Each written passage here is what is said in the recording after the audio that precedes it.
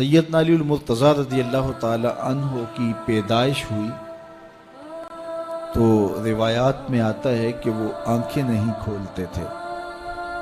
حضور مبارکباد دینے گئے اور اپنے بھائی کو دیکھنے گئے تو ان کی والدہ حضرت فاطمہ بنت اسد رضی اللہ تعالی عنہا نے کہا، بیٹا پیدا تو ہوا ہے لیکن پریشانی یہ ہے کہ آنکھیں نہیں کھولتا۔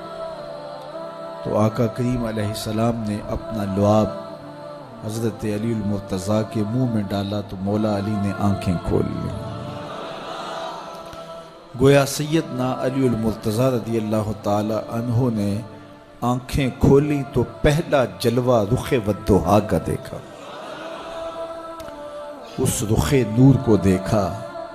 اللہ اکبر، قربان جائیں سیدنا علی المرتضیٰ کی آنکھوں پر، جس کا پہلا نظارہ رخ محبوب تھا، اور پھر بچپنے کی عمر حضور کی قربت میں، حضور کی صحبت میں، حضور کی تربیت میں بسر ہوئی۔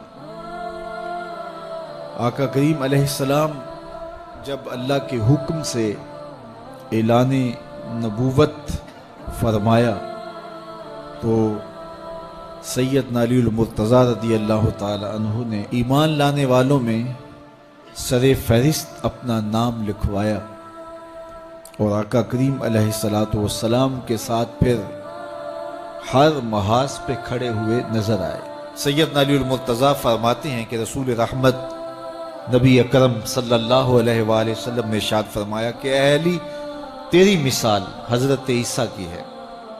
حضرت عیسیٰ کا ماجرا یہ تھا کہ ان سے دو طرح کے لوگوں کا معاملہ ہوا اور دونوں گمراہ ہوئے۔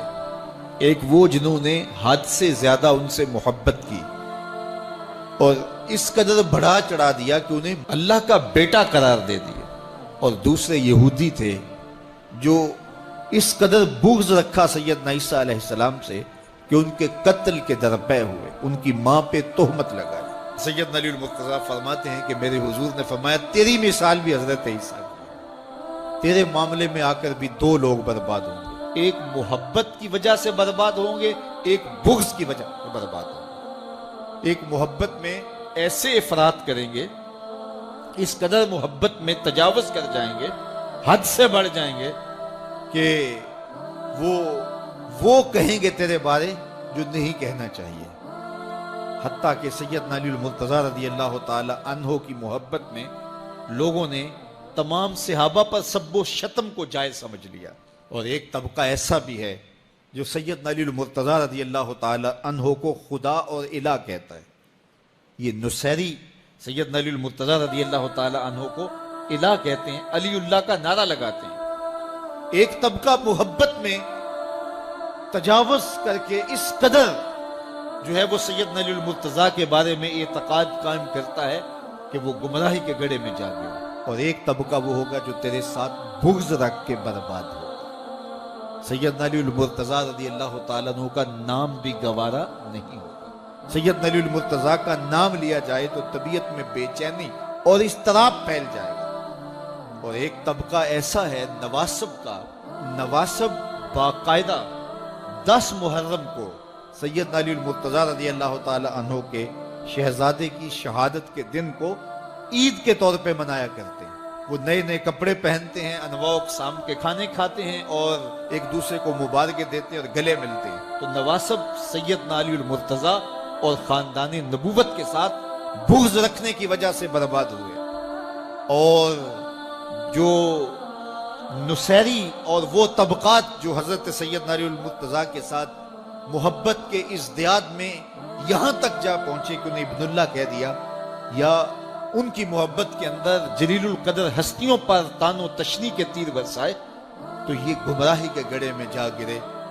تو میں کہتا ہوں انہیں مبارک ہو جو سیدنا علی المرتضیٰ رضی اللہ تعالیٰ عنہ کے ساتھ وہ پیار کرتے ہیں جو شریعت اسلامیہ، شریعت بیضا کا تقاضا ہے، جس سے رسول اللہ کی آنکھیں بھی ٹھنڈی ہوتی ہیں، اصحاب رسول کی آنکھیں بھی ٹھنڈی ہوتی ہیں، اور اہل بیت رسول کے دلوں کو بھی قرار پاتے ہیں۔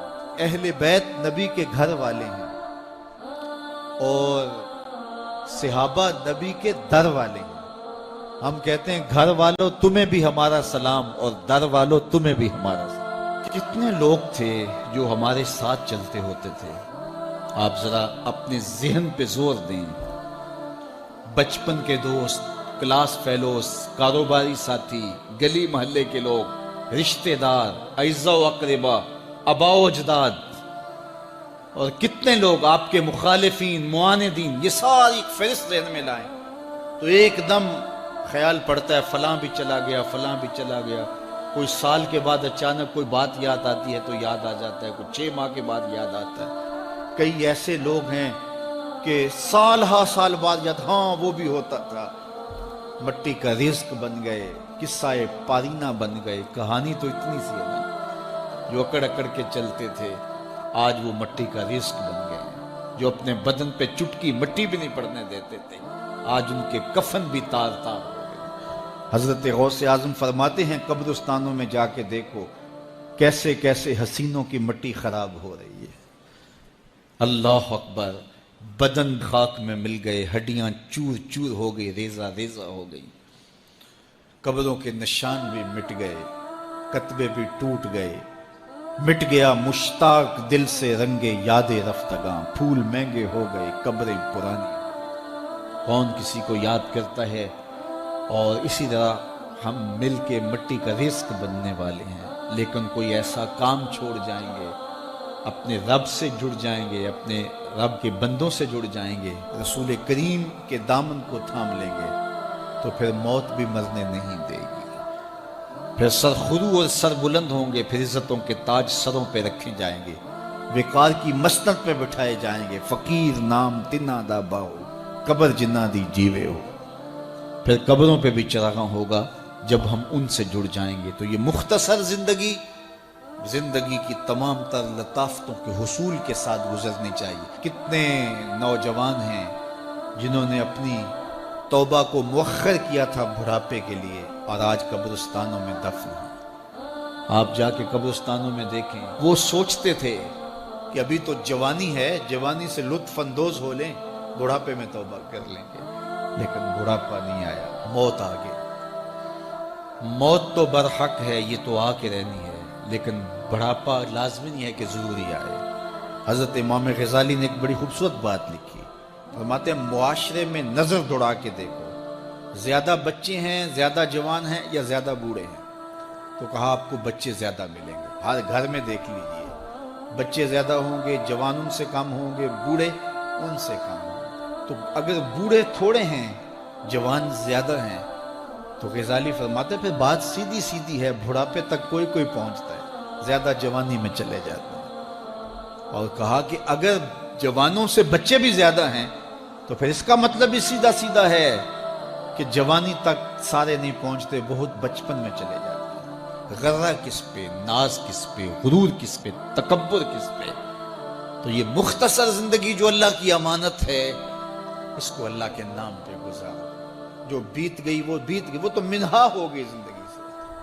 وہ مجھے رات سے کچھ لوگ میسج بھیج رہے ہیں کہ آج 16 مارچ ہے اور آپ کا پیدائش کا دن ہے، مبارک ہو.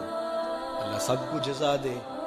لیکن میں آج اپنی چھوٹی بیٹی کو بھی کہہ رہا تھا، وہ مجھے بولی کہ ابو آپ کو مبارک ہو. تو میں نے کہا کہ آپ ہاتھ اٹھا کے اللہ کی بارگاہ میں دعا کرو کہ اللہ آپ کے باپ کے 46 سال کے گناہ معاف کر دے. یہ تو زندگی گزر گئی ہے، 46 سال میرے ہاتھ سے نکل گئے ہیں. میں الٹا بھی لٹک جاؤں تو یہ میرے ہاتھ نہیں آ سکتے. اگر میں نے اچھے گزارے ہیں تو مجھے مبارک ہو اگر قبول ہو گئے ہیں، اور اگر اچھے نہیں گزرے تو مجھے توبہ کرنی چاہیے. زندگی کی کوتاہیوں سے توبہ کرنی چاہیے. ہم سمجھتے ہیں ہم بڑے ہو رہے ہیں، حقیقت میں ہم چھوٹے ہو رہے ہیں. ہم اپنی زندگی کے اہداف طے کریں، زندگی کے مقاصد طے کریں. ساری زندگی اس کے گرد سفر کرنی چاہیے. کئی لوگ ساری زندگی گزار دیتے ہیں، ان کو ساری زندگی راستے نہیں ملتا کہ جانا کدھر. وہ کیوں؟ وَأَضَلُّ السَّبِيلَ. اللہ فرماتا وہ بھٹکے ہوئے مسافر ہوتے ہیں. اللہ سے راستہ مانگو، آہستہ چلو لیکن منزل کا تعین کر کے بڑھو. بڑھتے رہو، منزل تمہارا استقبال کرے گی. آج مشکل ہے تو کل آسانیاں ہوں گی. تو یہ زندگی تیزی کے ساتھ کٹ رہی ہے. لمحہ لمحہ میں اور آپ موت کے قریب ہو رہے ہیں.